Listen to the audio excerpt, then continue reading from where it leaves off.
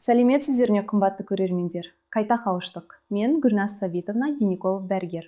Бүгін біз өте ауыр, өте жеке, бірақ өте маңызды тақырып туралы сөйлесеміз. Әйел бедеулігі.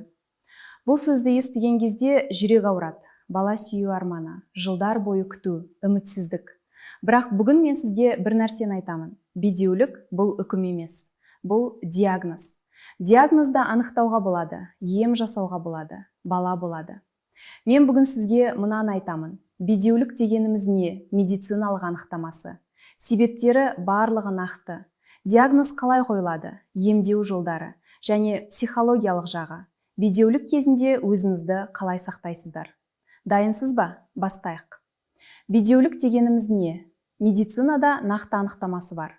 Тұрақты жыныстық өмір кезінде контрацепциясыз 1 жыл ішінде жүктілік болмаса, бедеулік деп аталады. 35 жастан асқан әйелдерге 6 ай.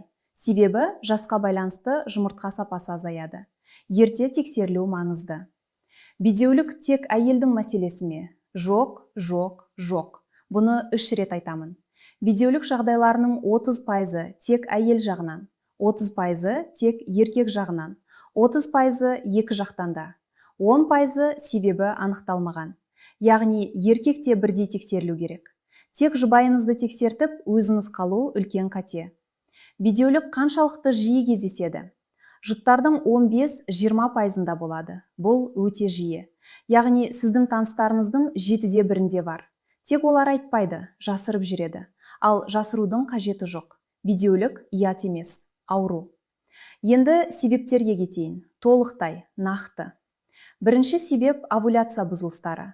Бұл әйел бедеулігінің ең жиі себебі. 25-30%. Овуляция болмаса, жұмыртқа шықпайды, ұрықтану болмайды, жүктілік болмайды. Неліктен овуляция болмайды? СПКЯ ең жиі себеп. Поликистоз аналық без синдромы. Аналық бездер жұмыртқаны дұрыс жетілдіре алмайды. Гипоталамус гипофиз мәселесі. ЛГ мен ФСГ дұрыс бөлінбесе, аналық бездер ынталандырылмайды. Тиреоид мәселесі. Гипотиреоз овуляцияны тоқтатады. Пролактин жоғары болуы, пролактин овуляцияны басады. Авариальды резерв азаюы, жасқа байланысты, немесе ерте климакс кезінде жұмыртқа саны азаяды. Созылмалы стресс, шамадан тыс спорт, жеткіліксіз салмақ та овуляцияны тоқтатады. Белгілері: цикл тұрақсыздығы. Кейде итеккір мүлдем болмайды, немесе овуляция тестінде екінші жолақ шықпайды. Базальды температурада көтерілу байқалмайды. Екінші себеп – жұмыртқа жолдарының бұзылуы. Яғни фаллопия жолдарының тұтасуы немесе зақымдануы. 25-30%. Бұл өте жиі және өте кеш анықталатын себеп. Неліктен жолдар тұтасады? Хламидиоз, гонорея, емделмеген жыныстық жол инфекциялары жолдарды зақымдайды. Тыртық тін пайда болады. Аднексит, аналық без қабынуы жолдарды зақымдайды. Эндометриоз, эндометрий тіні жолдарды бітейді. Аппендицит, асқынуынан кейін тыртық. Бұрынғы операциялардан кейін тыртық. Тұтасқан жол, жұмыртқаның жатырға жетуіне кедергі жасайды. Немесе сперматозоид жұмыртқаға жете алмайды. Екеуде жүктілік болмайды. Кейде бір жол тұтасқан болса, екінші жолмен жүктілік болуы мүмкін. Екеуде тұтасса, тек ЭКО мүмкіндігі. Диагностика. Гистеросальпингография. Жатырға және жолдарға бояу енгізіп, рентгенмен немесе ультрадыбыспен тексеру, немесе лапароскопия. Үшінші себеп – эндометриоз. 15-20%. Эндометриоз жатырдың ішкі қабаты жатырдан тыс жерлерде өседі. Аналық бездерде, жолдарда, іш пердесінде. Осы жерлерде де итеккір болады, қабыну болады, тыртық пайда болады, бедеулікке апарады. Эндометриоз бедеулікке қалай апарады? Жолдарды бітейді.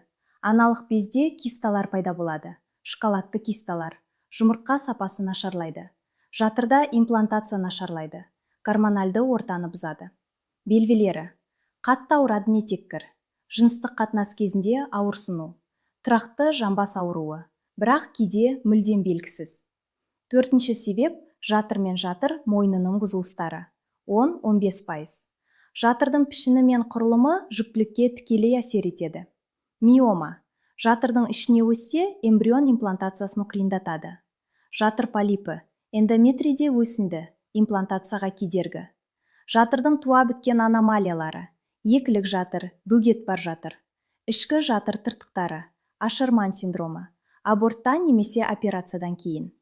Жатыр мойнының бұзылыстары: жатыр мойны шырышы тым тығыз болса, сперматозоидтар өте алмайды. Жатыр мойны инфекциясы болса, сперматозоидтарды жояды. 5-ші себеп: жұмыртқа сапасы мен санының азаюы. Жасқа байланысты ең маңызды фактор. Әйел 30 жастан кейін жұмыртқа саны біртіндеп азаяды. Жұмыртқа сапасы да нашарлайды.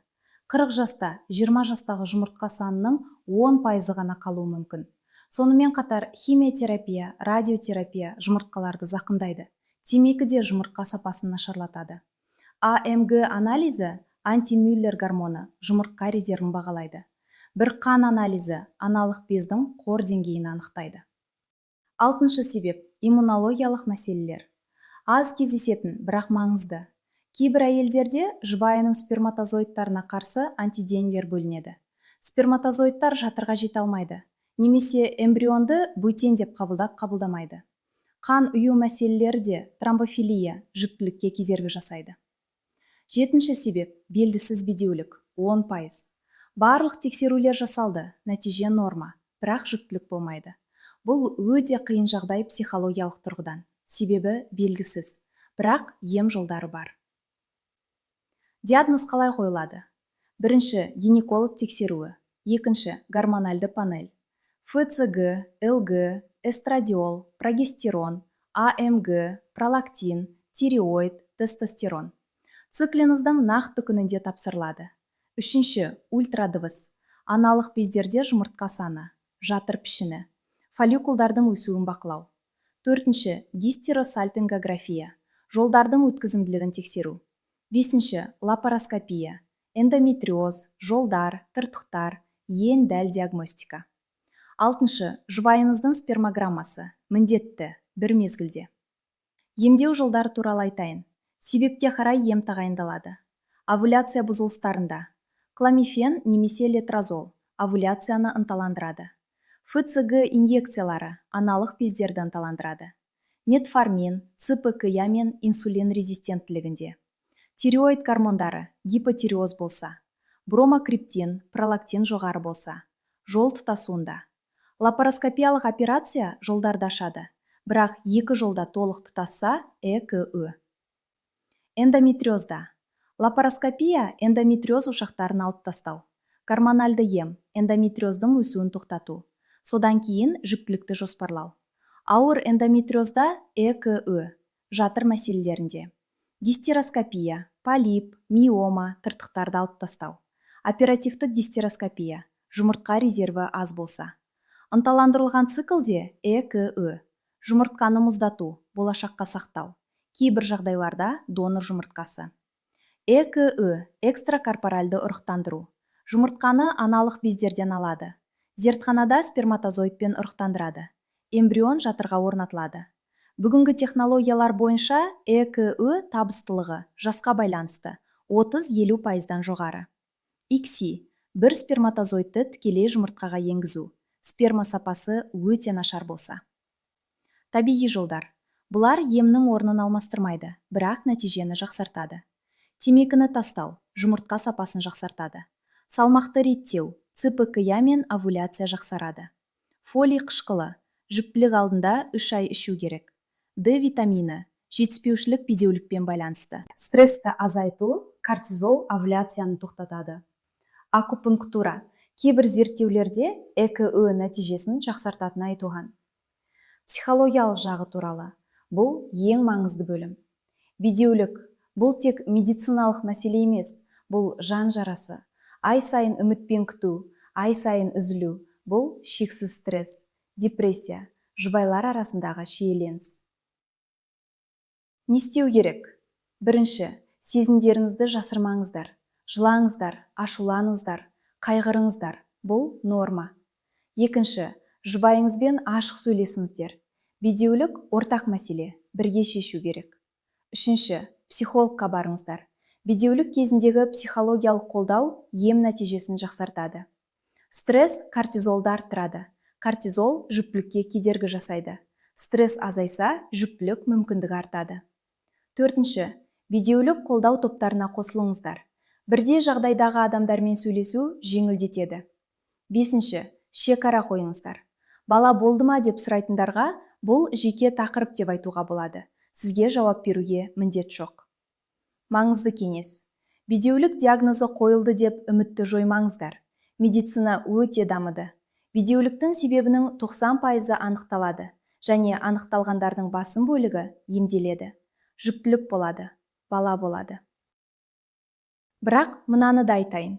Егер барлық жолдар жабық болса, асырап алу дегенде мейірім. Кейбір жұптар үшін осы жол жүрекке жақын болады. Және бұл өте батыл, өте мейірімді шешім. Осы видео сізге пайдалы болса, лайк басып қойыңыздар. Каналға жазылыңыздар. Комментарийде жазыңыздар. Бедеулік туралы сұрақтарыңыз болса жазыңыздар. Барлық комментарийлерді оқимын. Жақындарыңызға, достарыңызға осы видеоны жіберіңіздер. Бедеулікпен жүрген жұп жалғыз емес, шешімі бар. Келесі видеода 2Ö туралы толықтай айтамын. Кімге керек, қалай жүреді, нәтижесі қандай? Сонда кездескенше, аман болыңыздар, денсаулықтарыңыз мол болсын. Мен Гүлназ Сабитовна. Қайта кездескенше.